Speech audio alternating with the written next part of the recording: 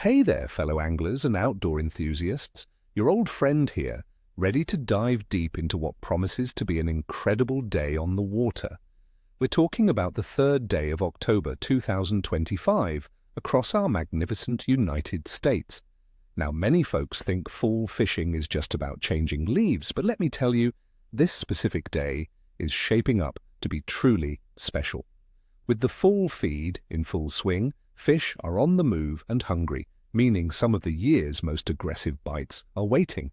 Stick around, because by the end of this forecast, you'll know exactly where to cast and what to tie on to make this a memorable fishing day. All right, my friends, let's talk tactics for the 3rd of October 2025. This is prime fall feed time. So many species are gearing up for winter, making them incredibly active. First up, largemouth bass. Across many of our freshwater lakes and rivers, these greenbacks are going to be on the prowl. Look for them moving towards shallower points, rocky structures, and along the edges of weed beds, especially where baitfish are congregating. Early fall sees them push into these shallower areas as surface water temperatures begin to drop. My advice? Start your morning with topwater lures like frogs or poppers, especially in low-light conditions, as bass can be busting bait on the surface. As the sun gets higher, switch to spinnerbaits, focusing on those that mimic shad, or work jigs and soft plastics along drop-offs and weed lines. Darker colored lures can create a better silhouette in the water, giving you an edge.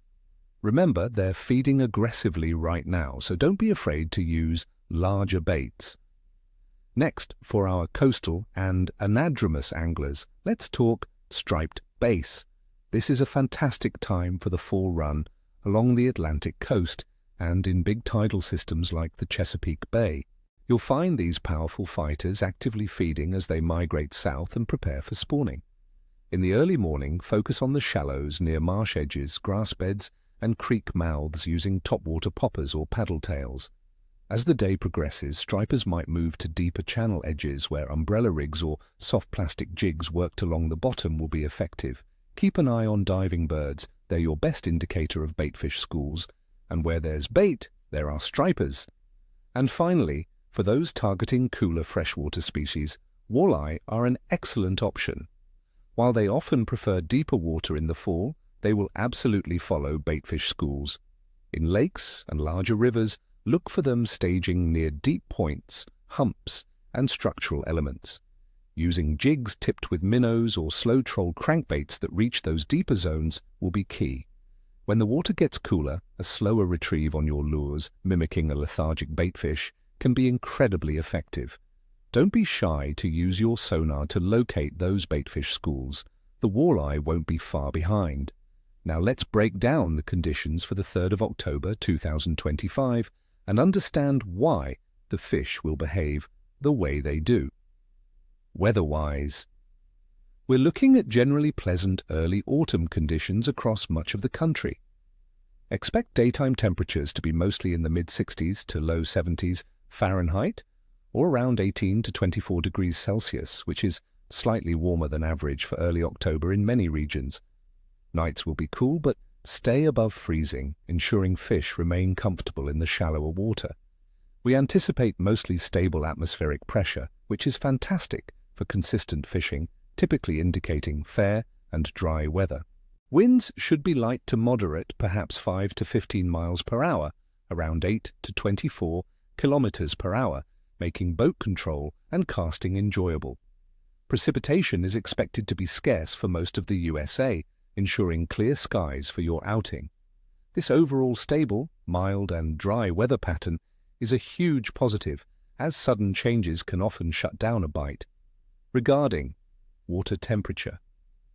As we head into early October, the waters are in that prime transitional stage. Surface temperatures in many larger bodies are still in the mid-70s Fahrenheit, around 24 degrees Celsius, and gradually cooling, while rivers are a bit cooler in the upper 60s Fahrenheit, around 20 degrees Celsius. This gradual cooling, especially towards the mid-60s Fahrenheit, around 18 to 20 degrees Celsius, is often considered the ideal temperature for many warm water species, triggering increased activity and aggressive feeding. Fish are cold-blooded, so their metabolism is directly tied to water temperature, and these falling temperatures tell them it's time to bulk up for winter. As for the sun to moon phase, on October 3rd, 2025, we will be in a waxing gibbous phase, with the moon about 85% illuminated.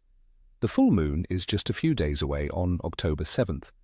Many anglers believe that the period around a full moon, including the waxing gibbous, brings increased tidal currents and often stimulates fish activity, making them more aggressive.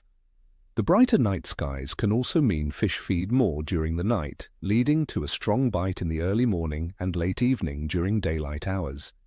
Considering all these factors, my clear assessment for the 3rd of October 2025 is that the fishing will be good to excellent. The stable, mild weather combined with optimal, slowly cooling water temperatures and the near full moon phase will trigger a strong fall feed across many species.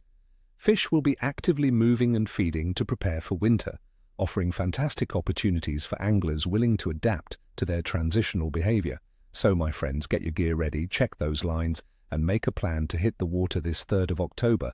I'm genuinely excited for the possibilities this day holds for all of you. I wish you all tight lines and nippy bites. May your reels sing and your coolers be heavy. If you enjoyed this forecast and found it helpful, please do me a huge favor, smash that like button, subscribe to the channel if you haven't already, and hit the notification bell so you don't miss any of our upcoming fishing adventures and forecasts.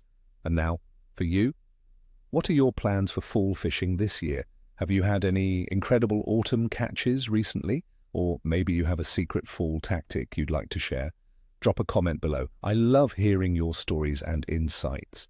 Until next time, stay safe, fish hard, and cherish every moment on the water. This is your friend signing off.